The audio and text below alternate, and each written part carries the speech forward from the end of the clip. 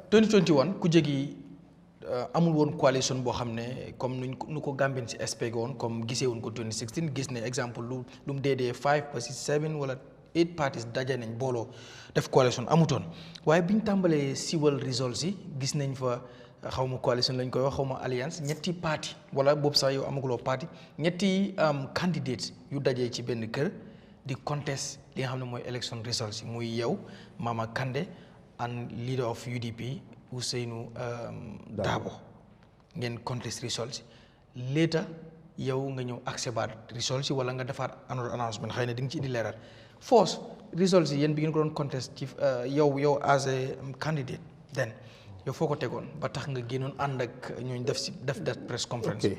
The thing is man biñ ma ooyee nekkut ne dañ ma dem pour contest results. ok yow luñ la wooyee woon. man dañ ma oo to have a meeting with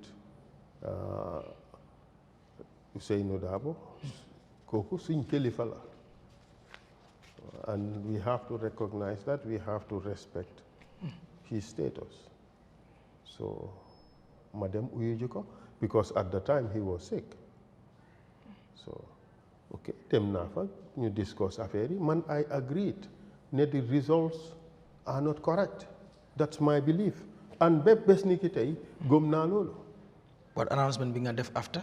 waaw xam nga that is a statement of my belief. Okay.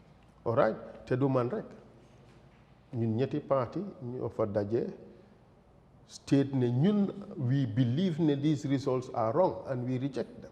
Wow. Okay. But that does not mean ne fa la affaire gi war a em ku ci nekka ku du neex nga dem court pour challenge the results. UDP decide nañ pour dem court man ma decide not to go to court ndax Kandeh decide na pour dem court. Kandeh moom mu ne lu mu amoon ci ay proof daf ko jébbal daf ko baaxee UDP. ok baaxee na ko UDP. waaw waaye demut court. waaw so yow da nga amoon any proof. pour man aw ma woon any proof looloo tax. kon demuma court amuloo any proof lu tax nga reject election. déedéet ay noo ne xam nga ñun ñëpp gëm nañ yàlla. da nga am proof. bu bokkul de da nga am proof ne this is yàlla. wat yow election yooyu mënoon nga proof si because mënoon nga ko proof yaa ngi am ay agents ay polling agents. waaw man. everywhere suma polling déedéet man suma polling agency dañ leen disperse.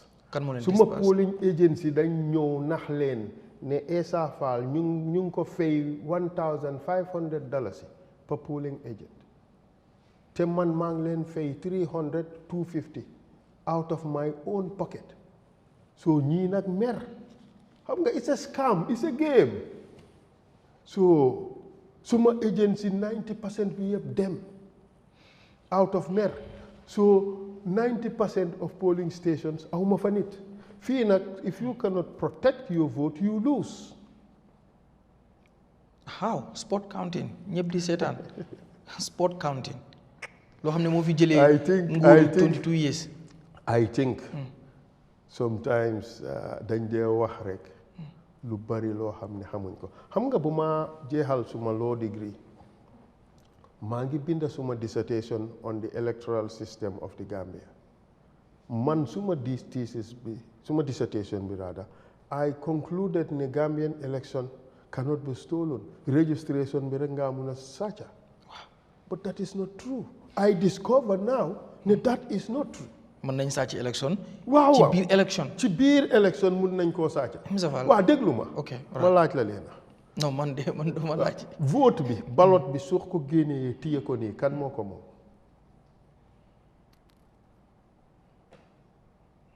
si kan moo ko moom.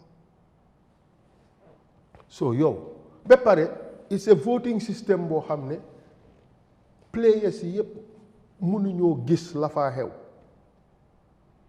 kenn gisu ko. ci ni ñoo maanaam. si laay xew ca polling booth ba. fu ñuy sànni. waaw kenn mënu ko. kenn du fay nekk di. ah waaw xanaa ñu lu dul yow kees gi ak yàlla. déet. léeg-léeg boo amee jafe-jafe nga oote sa agent ñëw agent yi keneen ñëw agent yi keneen ñëw. waaw ña caa liggéey nag. waaw ñooñu amuñ sañ-sañ dugg foofu te yeneen agent yi dugguñu fa. loolooy sa wax yow. noonu la war a demee. gis nga foo dégg ne sàcca am na fa dafa demee num warutoona demee lu waxee ne noonu la war a demee yaa ngi create the possibility ne mun naa am tam du demee noonu li ñoo wax mooy ñun suñ election there are a lot of unknowns and there are lots of weaknesses and weaknesses yooyu nag mooy tax sàcca mun a possible yow suñ tegee bal lifin ñii nii yëpp def rideau ci gannaawam yow xam nga la nekk ci gannaaw rideau bi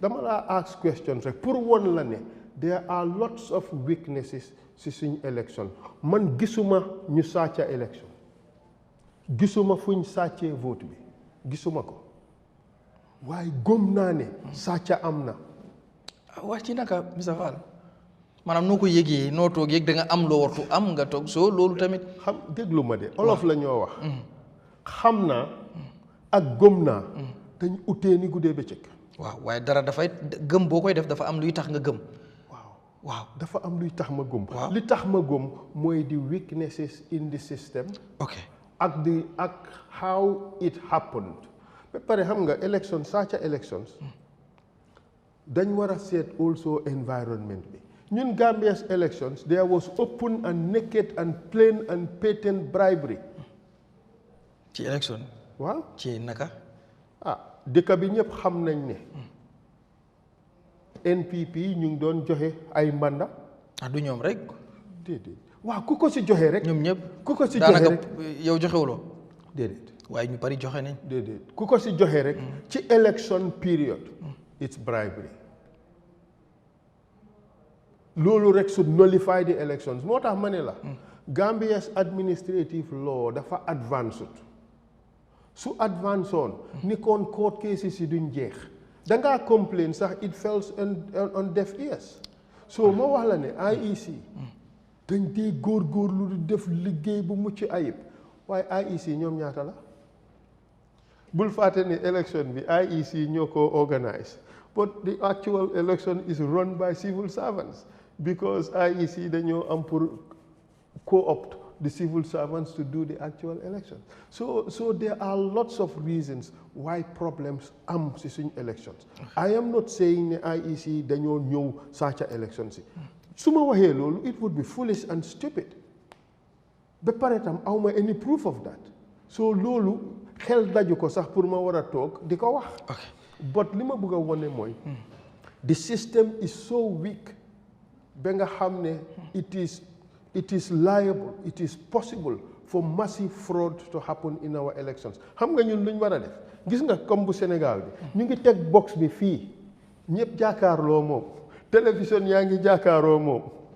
waaye Sénégal sax ñu ngi prise suñ electoral system bi. fi Ousmane Sonko seen prime ministre bi. déedéet mu ngi prise Sénégal Gambia seen electoral system bi. mooy xam nga ñun di weakness in ours Sénégal soo génnee ballot bi di nga xam kii kan la sànnil ñun.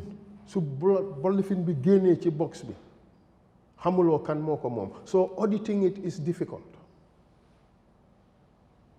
understand auditing it is difficult but there are lots of problems it is better ñu am système boo xam ne you can audit it very very well so but this is not to say ne IEC are not doing a good job soo gisee dewuma court it's precisely because of questions yi right am naa gom-gom ne there was fraud okay but I don't have the knowledge ne this instance was a fraud awuma proof looloo tax dewuma ko so presidential results yi am na ñu wax ne af later danga ko accept loolu la dew xam lu tax nga accept ko after déedéet xam nga soo nekkee ci situation danga xalaat sa diggante ak sa borom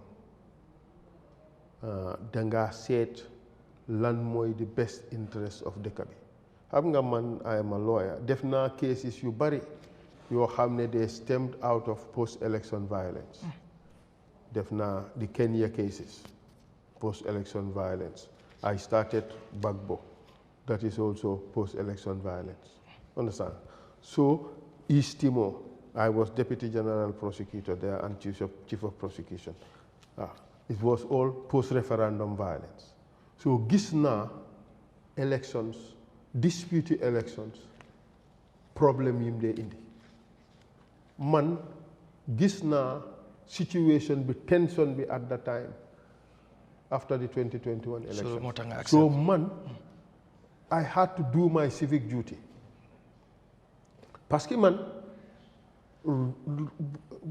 results yiñ ma annonceal gëwuma ko ba tey gëwuma ko ay duma ko mus di gëm nga toog accept results yoo xam ne gëmuloo ko Moustapha ok alright dinaa accept parce que man li ma claim awma prove am one ba pare two it's not interesting for anybody at that stage pour ma toog ne dama contest understand nga parce que awma any proof I have rejected them but it does not mean ne am na possibility pour contest ko mënuma koo contest parce que awma proof bi UDP they had their proofs from li nga wax Kandeh had his proofs jox na ko UDP waaye Kandeh moom mi amoon proof sax demut court saka man mi nga xam ne awma proofs lu tax may dem court wala sax bon mu ngi mel ni waane moo ma ci boole so bugguma egga foofu ba pare at the time it was necessary pour ma génn wax loo xam ne dina wàññi tension bi te man su ma diggantee Gambie moo ma gënal lu nekk. waaw bi ko dégg naa tamit am nañu la advice ne la ñaar ñi nga fekki woon kenn ki def na élections yu bëri ki ci des boobu mooy ñaareelu élection yow bii mooy sa first time bul mingul ak ñoom yow demal nga accept sa results yi. ay wonder kan moo la wax loolu. ku la wax loolu. waxu la dëgg. ki la wax loolu. waxu la dëgg gis nga xam nga man. yar ak teggin ak respect for others dafa important ci man. ok Ba Ousainou Darboe bokkuñ parti direction bi moo dem man dewuma foofu waaye terewut jox naa ko cër jox naa ko maximum respect tey ba ëllëg dama koo jox cër jox ko respect Mama Kandeh xaw ma ko bu baax bokkuñ parti I believe ne sax our visions for Gambia may be somewhat different bu terewut jox naa ko cër mus ngeen a dégg ma toog fii wax anything against any party leader